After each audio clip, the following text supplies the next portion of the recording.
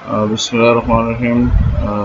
It is our first class of statistics and इसमें हम लोग जो है वो पढ़ेंगे statistics की definition and इसके characteristics and different branches of statistics. तो start करते हैं statistics की definition से. तो statistics word basically Latin word status से जो है निकला है, जिसका नाम पॉलिटिकल स्टेट भी है और उसके अलावा जो है ना वो किसी कंट्री की स्टेट जो है उसको भी जो है ना स्टैटिस्टिक्स कहा जाता है. और हम लोग अगर अपने गर्दो नवा में देखें तो डेली लाइफ में हम लोग जो है वो स्टैटिस्टिक्स को हम लोग न्यूमेरिकल नंबर्स या वैल्यूज से जो है ना वो जो है ना डिनोट करते हैं. ठीक है, जब भी हम लोग कोई बात करते हैं तो हम कहते हैं कि what are the statistics.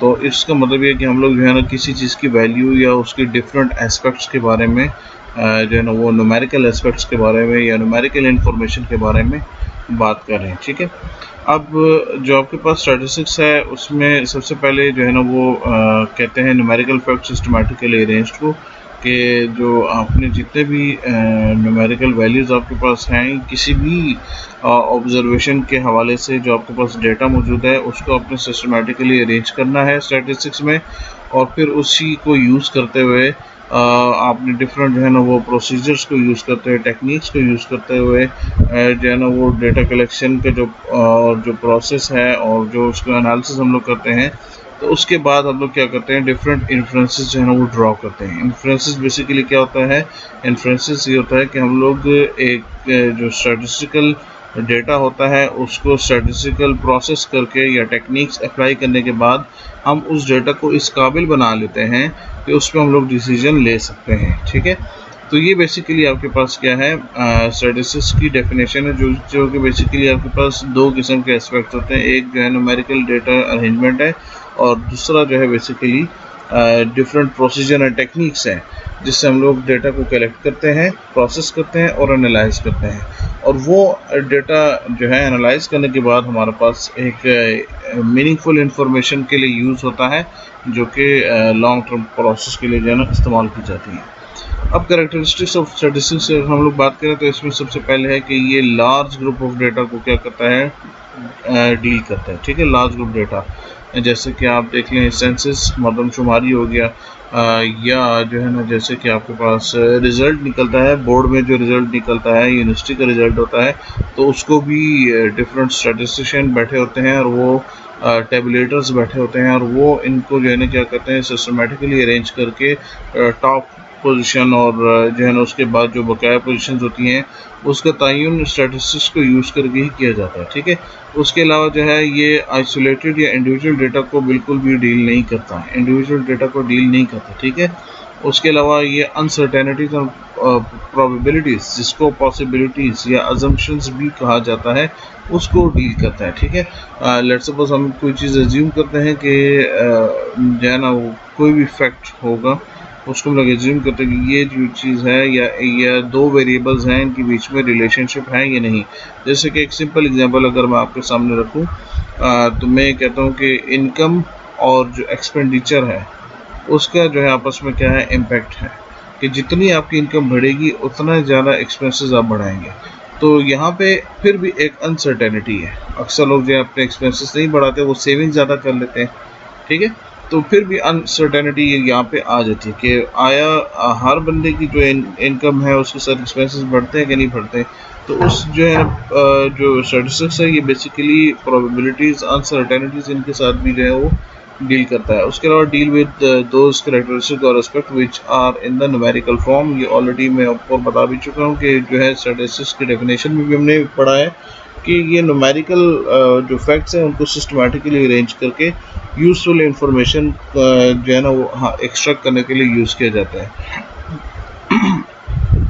Deals with aggregate which are due और रैंडम कॉजेस. ये जो है वो रैंडम डेटा जो है उसको भी मतलब नॉर्मलाइज करके और फिर उससे भी यूजफुल इंफॉर्मेशन लोग जो है वो निकाल लेते हैं. उसके अलावा स्टैटिस्टिक्स लॉज आर एप्लीकेबल और वैलिड इन लॉन्ग टर्म्स. ठीक है, जब भी आप जो है ना वो आगे चैप्टर्स में हम लोग पढ़ेंगे भी डिफरेंट चीज़ें होती हैं, रिग्रेशन हो गया, टाइम सीरीज एनालिसिस हो गया, तो उसमें क्या होता है, हम लोग वो एनालिसिस बेसिकली लॉन्ग टर्म के लिए करते हैं। वो एनालिसिस करने के बाद हम लोग डिफरेंट जो है ना वो इन्फ्लुएंसेस ड्रॉ करते हैं और वो इन्फ्लुएंसेस जो है बेसिकली आपको लॉन्ग टर्म में फ़ायदा देते हैं। ठीक है, तो ये कुछ कैरेक्टरिस्टिक्स है स्टैटिस्टिक्स के। उसके बाद आपके पास है ब्रांचेज ऑफ स्टैटिस्टिक्स। तो हमारे पास दो ब्रांचेज हैं, एक आपके पास है डिस्क्रिप्टिव स्टैटिस्टिक्स और दूसरा है inferential statistics. Descriptive statistics basically निकला हुआ है डिस्क्रिप्शन से, मतलब ये, और डिस्क्रिप्शन बेसिकली क्या होता है, किसी को डिस्क्राइब करना। ठीक है, तो डिस्क्रिप्टिव स्टैटिस्टिक्स बेसिकली डेटा को डिस्क्राइब करता है। ठीक है, condensation of data, graphical display, और उसके अलावा जो है वो computation of few numerical quantities like centre and dispersion of data. तो डिफरेंट ग्राफ्स वगैरह उसके थ्रू हम लोग डेटा को डिस्क्राइब करते हैं, डेटा के ट्रेंड्स बताते हैं, डेटा की minimum value, maximum value with the help of range, और उसके अलावा जो है मीन हो गया, मीडियन हो गया, स्टैंडर्ड डेविएशन हो गया, जो कि हम लोग आगे लेक्चर्स में पढ़ेंगे भी। तो ये सारी चीज़ें जो है वो डिस्क्रिप्टिव स्टैटिस्टिक्स में आती हैं। इन्फ्रेंशियल स्टैटिस्टिक्स का काम क्या होता है, इन्फ्रेंशियल स्टैटिस्टिक्स जो है वो पॉपुलेशन पे काम करता है। डेटा को उठाते हैं, पॉपुलेशन से सैंपल निकालते हैं, और उसी सैंपल पे हम लोग क्या करते हैं, डिफरेंट टेस्ट रन करते हैं। अब ये जो डिस्क्रिप्टिव स्टैटिस्टिक्स है ये होता है थोड़े डेटा पे, लेकिन इन्फ्रेंशियल स्टैटिस्टिक्स जो होता है वो लार्ज सेट ऑफ डेटा पे होता है। और लार्ज सेट ऑफ डेटा में हम लोग पॉपुलेशन से जो है वो थोड़ा सा सैंपल उठा के और उसके ऊपर डिफरेंट स्टैटिस्टिकल इन्फ्रेंसेस हम लोग ड्रॉ करते हैं। ठीक है, और वही जो पॉपुलेशन और सैंपल होता है, तो वो सैंपल बेसिकली क्या करता है, पूरी पॉपुलेशन को रिप्रेजेंट करता है। अब ऊपर हमने काफ़ी बात कर ली पॉपुलेशन के बारे में, तो मैं यहाँ पे ये भी बताता हूँ कि बेसिकली पॉपुलेशन होता क्या है। Let's suppose